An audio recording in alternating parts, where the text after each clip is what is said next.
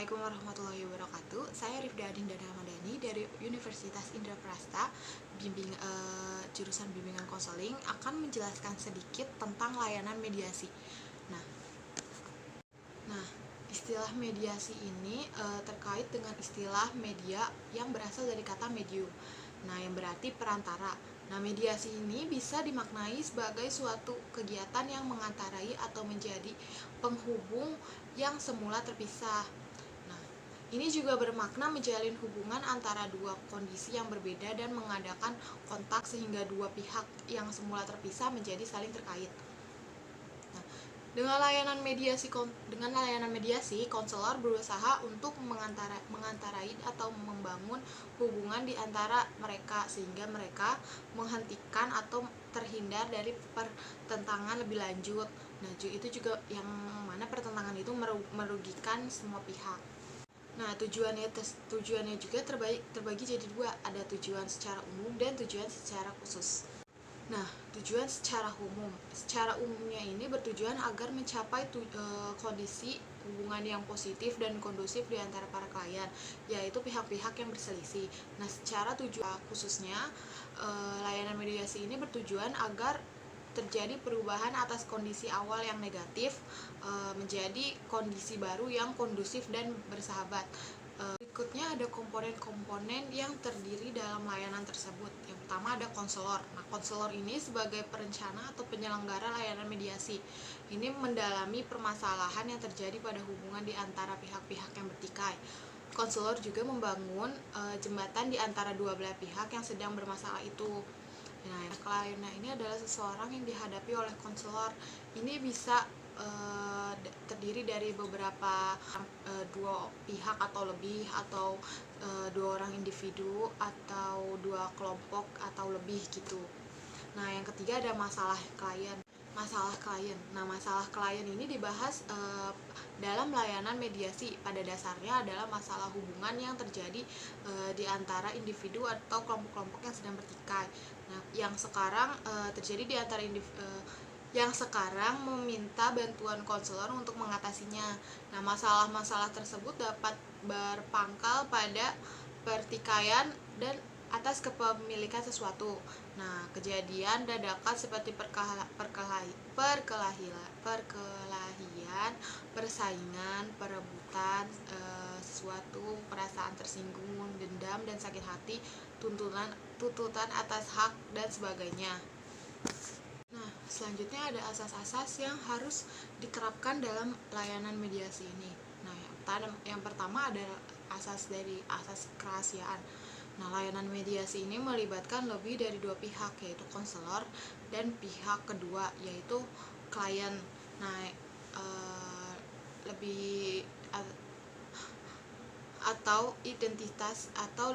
identitas pribadi dan segenap materi yang dibicarakan dalam layanan mediasi diketahui setidaknya oleh segenap peserta layanan.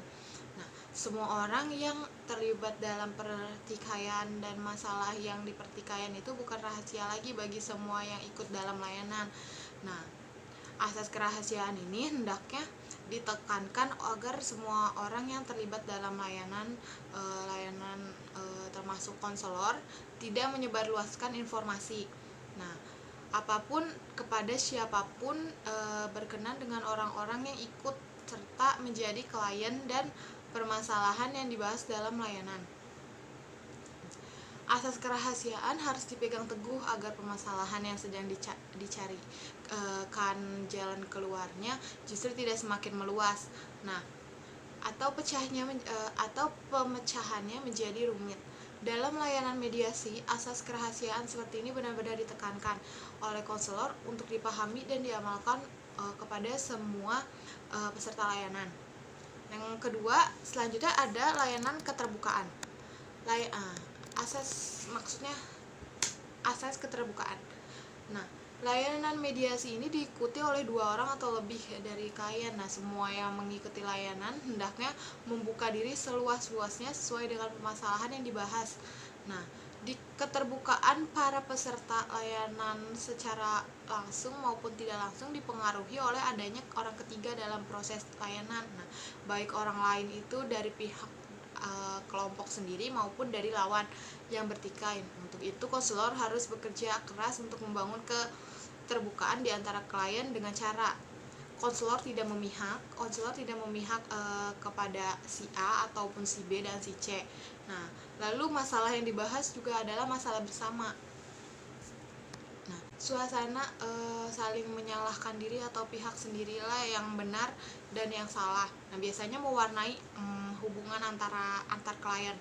Nah, terutama di awal proses layanan, suasana itu tuh perlu diubah oleh konselor sehingga semua peserta layanan memahami dan dapat menerima secara bersama membahas masalah tersebut dan menyelesaikannya.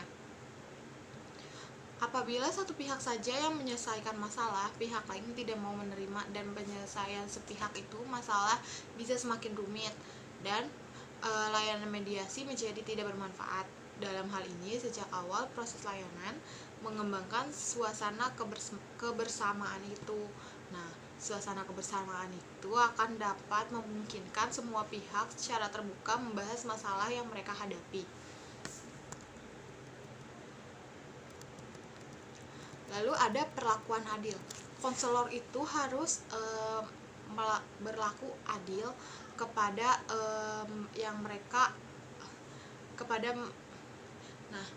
konselor ini harus berlaku adil kepada mereka dan tidak mengutamakan atau dinomorduakan atau dikesampingkan dalam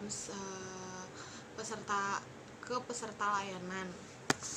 Nah, isi dari layanan mediasi sendiri, masalah atau isi yang dibahas dalam layanan mediasi adalah hal-hal yang berkaitan atau berhubungan yang terjadi antara individu dan kelompok yang bertikai. Masalah-masalah tersebut juga dapat mencakup pertikaian atas kepemilikan sesuatu atau kejadian dadakan seperti perkelahian antar siswa atau kelompok siswa, perasaan tersinggung, dendam dan sakit hati, tuntutan atas hak dan lain-lain. Nah, isi atau masalah dan layanan yang dibahas dalam layanan mediasi ini lebih banyak berkenan dengan masalah-masalah individu yang berhubungan dengan orang lain atau lingkungannya. Masalah yang menjadi isi layanan mediasi ini bukan masalah yang bersifat kriminal. Dengan perkataan lain, individu atau kelompok yang menjadi klien dalam masalah mediasi tidak sedang terlibat dalam kasus kriminal yang menjadi urusan petugas polisi. Nah, berikut juga terdapat pendekatan strategi dan tekniknya. Yang pertama adalah format dari kolaboratif. Dalam layanan mediasi, konselor menghubungi orang-orang atau pihak-pihak lain yang memiliki keterkaitan dengan masalah yang sedang dibahas. Nah, pihak-pihak lain juga diupayakan dapat menyumbangkan kepada pengentasan masalah dan yang dibahas itu. Nah, pendekatannya adalah seperti saya oke, kamu oke. Nah, hal pertama dan utama yang menjadi perhatian konselor dalam layanan mediasi adalah hubungan orang yang terjadi di antara pihak-pihak peserta lainnya. Terus dan ketersediaan kepada kedua pihak untuk menyelesaikan masalah tersebut. Ya, lalu ada pendekatan komprehensif. Nah, masalah yang terjadi di antara pihak-pihak yang bertikai harus dilihat secara komprehensif. Pemahaman terhadap satu kesatuan dan menyeluruh tidak dilihat dari sudut-sudut bagiannya yang secara terpisah. Nah, lalu komunikasi secara dewasa. Komunikasi secara dewasa ini dapat dibayangkan dalam suasana hubungan yang tidak disadari oleh suasana komunikasi antara pihak-pihak yang bertikai. Nah, diwarnai oleh pembicaraan yang kurang menyenangkan dan tidak dapat diterima oleh pihak lain. Pembicaraan atau pesan-pesan yang disampaikan itu bernada penekanan, tuntutan, ungkapan penyalahan dan menghukum atau memerintah. Lalu ada pendekatan realistik, bermoral dan bertanggung jawab. Pendekatan realistik ini menekankan pentingnya diperhatikan hal-hal yang menjadi kenyataan sehingga setiap apa saja yang dilakukan tidak lepas dari kenyataan yang ada. Sedangkan tanggung jawab secara khusus, Glaser dimaknai sebagai pengendalian diri. Nah, selanjutnya ada teknik. teknik ini, penerapan teknik-teknik tertentu ini dalam konseling layanan mediasi ini pada prinsipnya bertujuan antara lain untuk mengaktifkan peserta layanan dan proses layanan, khususnya layanan mediasi. Semua peserta secara individual didorong untuk secara aktif berpartisipasi. Nah, ada dua teknik yang diterapkan dalam layanan mediasi, antara lain ada teknik umum dan teknik khusus. Yang pertama ada teknik umum. Teknik umum juga ada beberapa bagian. Yang pertama penerimaan terhadap klien dan posisi duduk.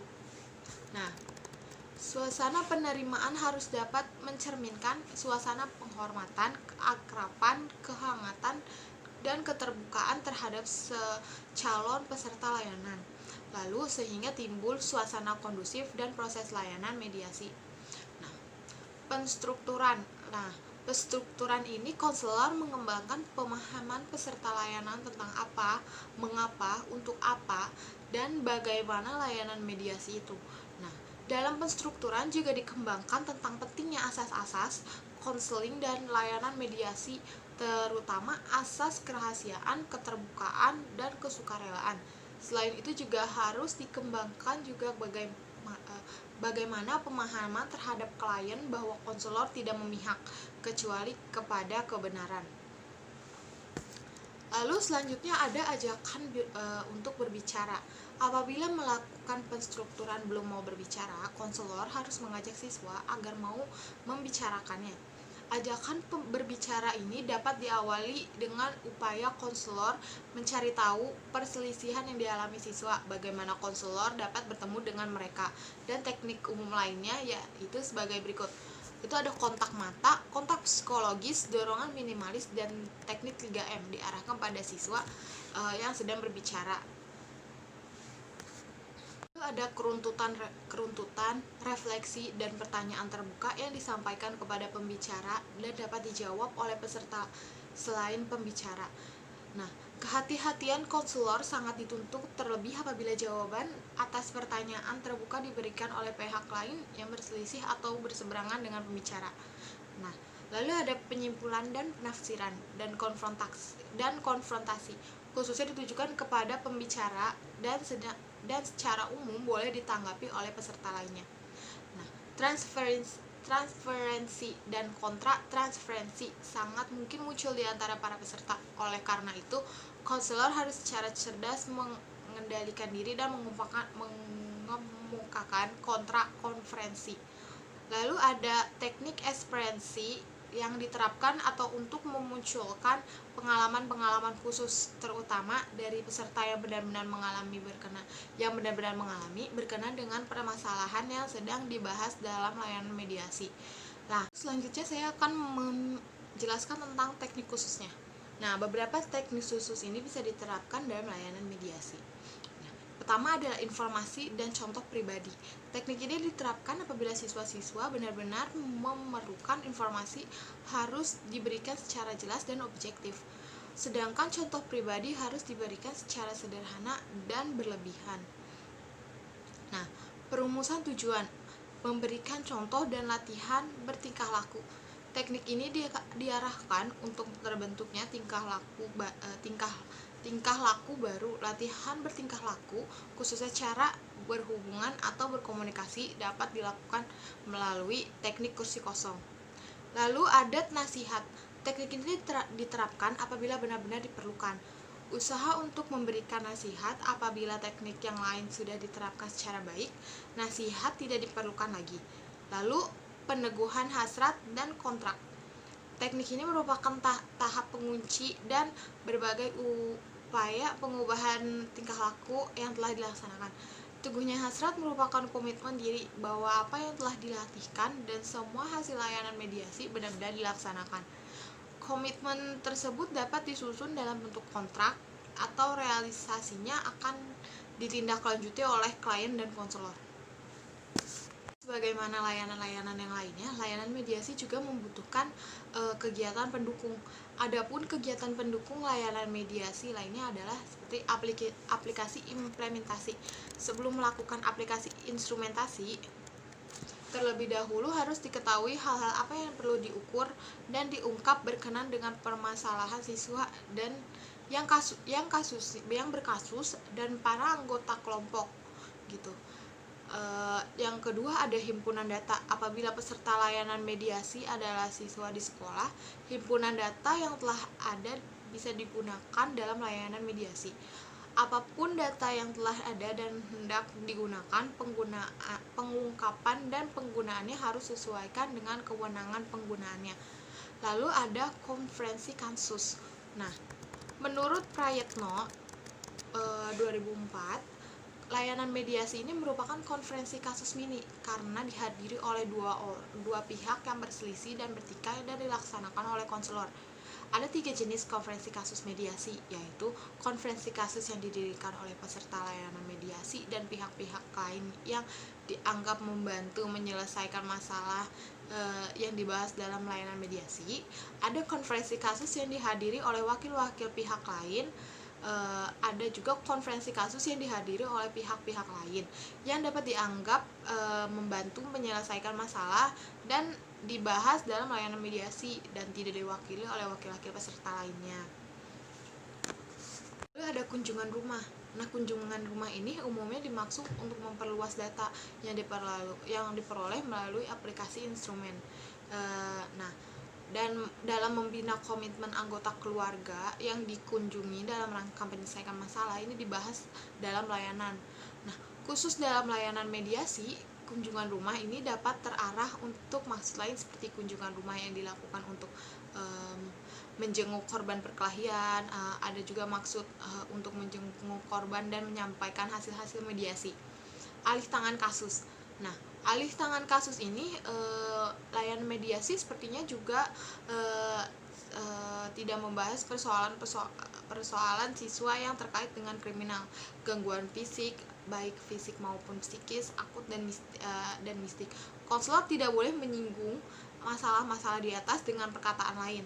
Nah, apabila masalah-masalah kriminal atau pidana ada tanda-tanda mencuat dalam proses konseling, konselor harus menghentikan pembahanan masalah dan mengalihkannya kepada petugas lain yang lebih berwenang.